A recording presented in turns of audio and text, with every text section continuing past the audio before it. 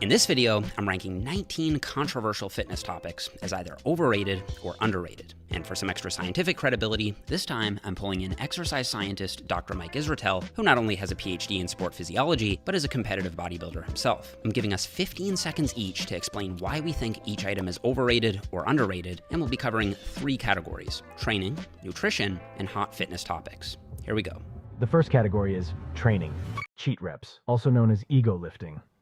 Go first. It is a journey without an end or a purpose. When you think it through, cheat reps are stupid on almost all counts. You end up having a higher probability of injury, a lower probability of stimulating the target muscle, and a very difficult time tracking. I agree that they're overrated. I think for the most part, people should use good technique. I would argue that on certain exercises, for example, bicep curls, if doing a little bit of cheating and slight momentum allows you to get another rep and then you control the eccentric, that might be an extra controlled eccentric that you wouldn't have gotten if you hadn't used that little bit of momentum. So I think that they can have some value, but I would still say overall, mostly overrated. Muscle soreness. I think it can be a good proxy that you did actually hit the target muscle. It can be an indication that the muscle you were trying to hit was in fact stimulated. But I think a lot of people are under the impression that if you didn't get sore, that means you didn't have a good workout or you didn't grow muscle, which is definitely not true. And in that sense, I would say it's overrated. I think it's become fashionable lately in the evidence-based community to say that soreness is overrated, or more specifically, that soreness doesn't really mean anything and that soreness is only a side effect of novelty. I think that fails on about 7 or 8 logical grounds. When you do more volume, more intensity, proper progression, when you come closer to failure, when you generate a lot of metabolites, when you focus on the eccentric, when you train along muscle lengths, all of those things tend to cause more soreness. And to me, that sounds like a very, very close link causatively to hypertrophy. It's okay if you're not getting sore, but if you're not progressing and you feel like you're understimulating, trying to get sore is probably a good idea. And if you're getting sore, you have 99 problems, but stimulus is not one. Okay. Training each muscle only once a week, also known as a bro split. There are better ways to train than training one muscle group once a week, especially if you're talking about small muscle groups. Like if you train your rear delts once a week or your biceps once a week, there's absolutely no way they take that long to recover. You just missed opportunity. And legs or something, or if you have a huge back is fine once a week, but it's also not optimal. I think you should train muscles when they recover. That generally occurs anywhere between every day or 2 times a week. Yeah, I agree. A little bit of devil's advocate. The latest frequency research does show that a bro split is a viable approach, but I would say it's probably not the optimal approach. Don't spend 2 hours per workout 5 days in the gym to do a perfectly fine approach. No one in here in the gym right now wants perfectly fine. They want jacked. It's the same number of days a week. You show up and not do a bro split, you get better results. What about training to failure? So I think overrated. I think that the research shows that there's not a huge difference in terms of hypertrophy or strength if you go all the way to failure or if you stop a couple reps shy. I think people think going to failure is super, super important. And I think you have to know what failure feels like, but I do think overall it's overrated and not as important as a lot of bodybuilders think. Agreed, and I would add that most of the people that are saying that failure is super important are coming from an egotistical perspective in which they need to emotionally drain themselves in the gym, and it's more cathartic and psychological and less to do with what gets optimal results. Nice. Okay, so I'm here editing this video now, and I kind of want to update my answer just a little bit. I still kind of think that training to failure is slightly overrated. However, there's a brand new meta-analysis that did find that on average, training to failure was better for muscle growth than not training to failure. That doesn't mean that every set you do needs to be taken to failure, but I would say it's important. If you don't take any sets to failure, I would say you are leaving gains on the table. If I had to update my answer, training to failure is properly rated to slightly overrated. But I'm gonna give Mike a quick call and see if he wants to give an update. Hey, Mike. In our last video, you said you thought training to failure was overrated. I'm just wondering if you'd want to update that. Yes, training to failure is even more overrated.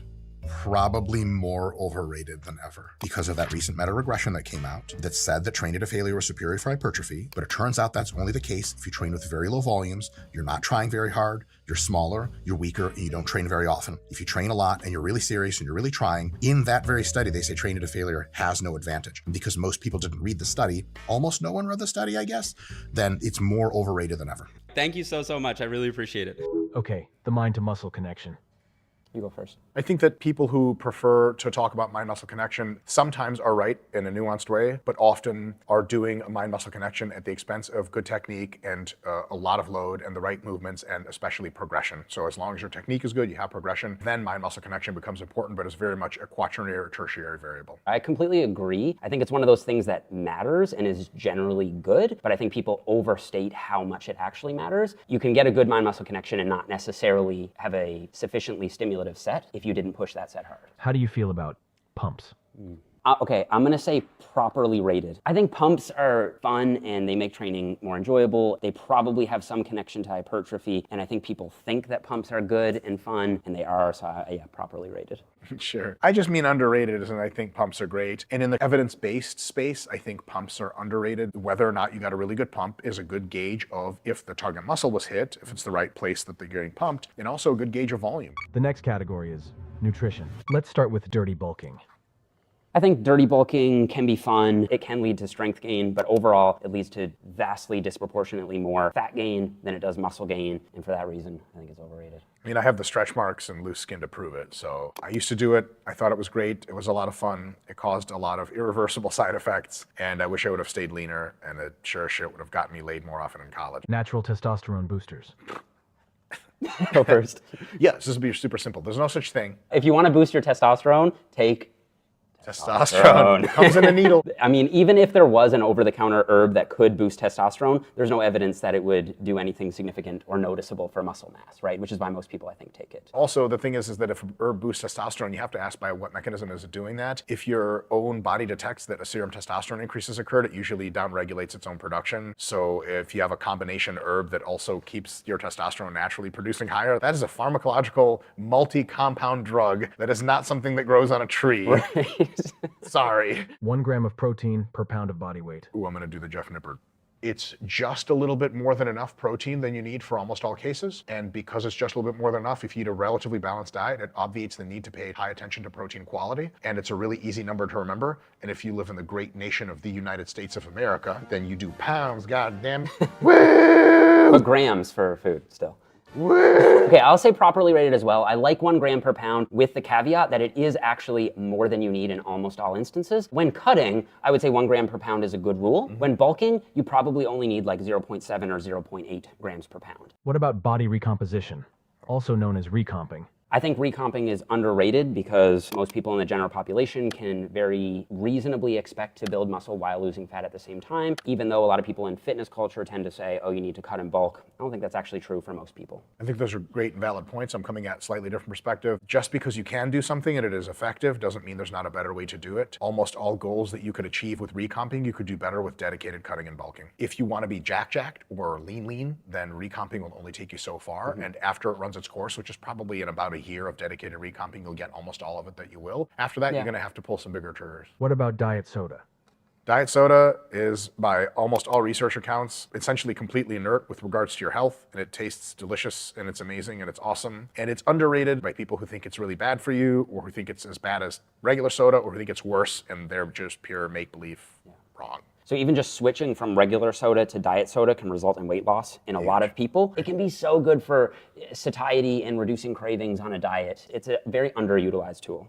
Diet breaks. I'm gonna say underrated. There really shouldn't be any like major rush to get lean. I think in general, people try to rush fat loss too much, and they'd be better off just like chilling out a little bit, taking the foot off the gas every once in a while, allowing your training to improve, allowing your muscles to fill back up. People could take a week or two off and just put their calories up to maintenance or even slightly above, and it would actually benefit them in the long run. I think people like to lose all the weight they need to lose all at the same time. And generally, when it's more than 10% of your body weight, and even that's a high figure, you're gonna have to take a long multi-month diet break for all of the diet fatigue to settle before you go on. So I think lose, 5 to 8% of your body weight, take 2 or 3 months of maintenance, and then try again. What about clean eating?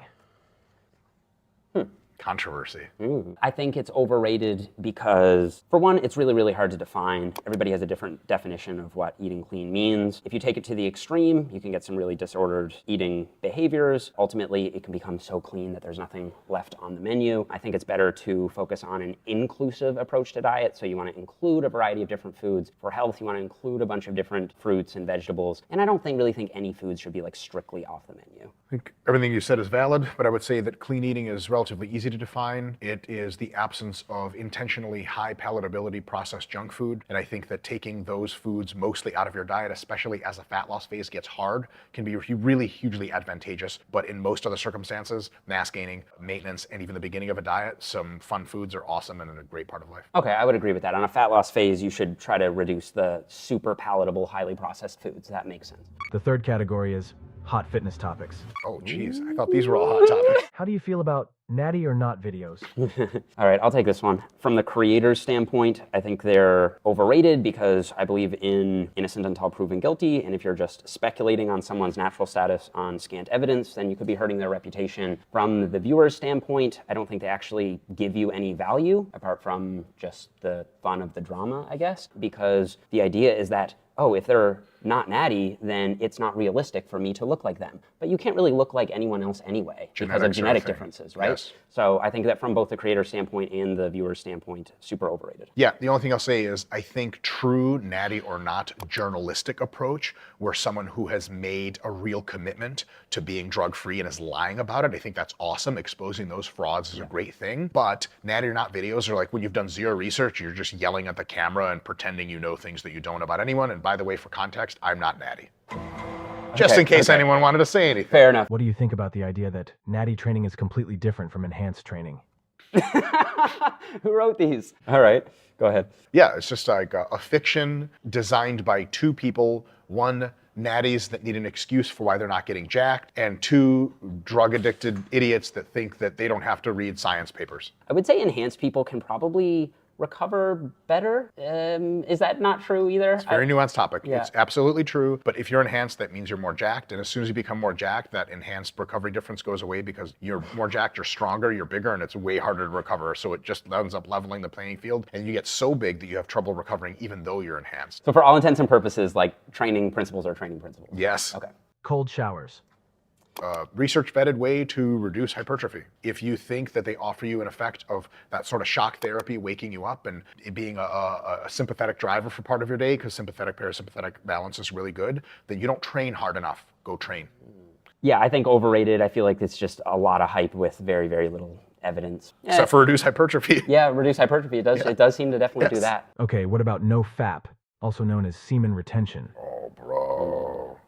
I don't know where the shit started, but in the wild, humans fap. And they also fap with each other. And the overemphasis on the toxicity of both masturbation and is without research support. And there's absolutely unhealthy ways and weird relationships you can get into that. The vast minority of people get into that. If that's you, I feel you. That sucks. You should be getting looked at and treatment and backing off. But for most people, good God, it's just normal and it's just not a big deal. And there's no evidence that that I'm aware of that it like boosts testosterone to a substantial degree over the long term or that it improves training performance. All right, locking out the knees is dangerous.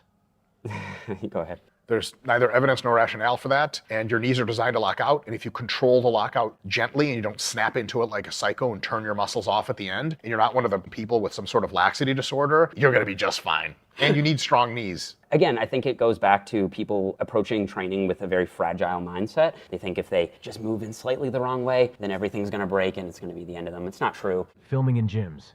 I think underrated.